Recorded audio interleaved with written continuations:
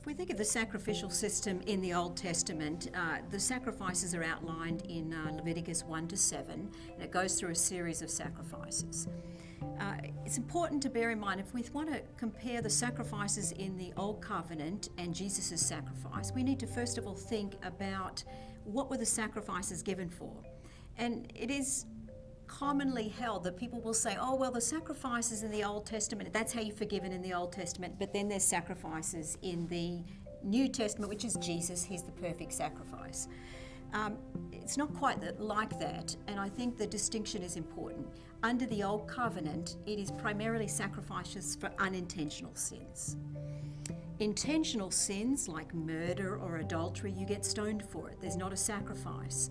So there is an incomplete aspect of the sacrificial system, even just thinking of what they're used for,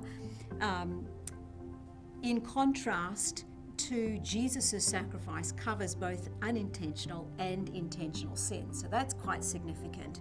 And this is, of course, what is promised with Jeremiah. But you can also think about the quality of the sacrifice that's made. So the writer to the Hebrews emphasizes about the blood of bulls and goats and its inadequacy to take away sin, in contrast to Jesus' own blood and his sacrifice that takes away sin. So there's the quality of the sacrifice. The other interesting thing that comes up is the writer to the Hebrews points out and underscores Jesus' obedience. So if you think about those sacrifices, the animals, when they're given, they cannot bring obedience because they're like digging in their heels as they go to the altar. And what the writer to the Hebrews says is actually what God always wants is not simply sacrifices, but he wants the devotion of the heart of the one who offers the sacrifice.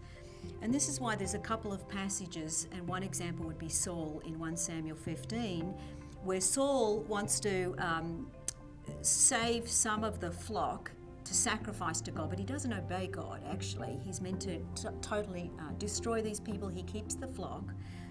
And then Samuel comes to him and says, basically, do you think God wants sacrifices? Is that what he really wants? And he says that it's better to obey than sacrifice. There's also another psalm that kind of picks up this image as well. And so the writer to the Hebrews says, what does Jesus do? He says, sacrifices God does not desire, but he says, I have come to do your will. And so it's really pointing to what the sacrificial system was about, was that it was meant to show the worshipper's devotion to God. So Jesus brings that together, and he actually embodies the devotion to God and his obedience, as well as offer up his own life as a sacrifice. So in that sense, there's just this contrast of the writer of the Hebrews is going to say that this is so much better sacrifice. And then the last thing I think I would mention is that the writer to the Hebrews emphasizes that the sacrifices are offered repeatedly. Right? And we might think, well, that's a good thing because atonement's being made, but he says that actually is a reminder of sin, that sin hasn't been completely forgiven. But then he talks about Jesus and his once-for-all sacrifice, that we no longer need to sacrifice today because his once-for-all sacrifice has accomplished what the old covenant could never do.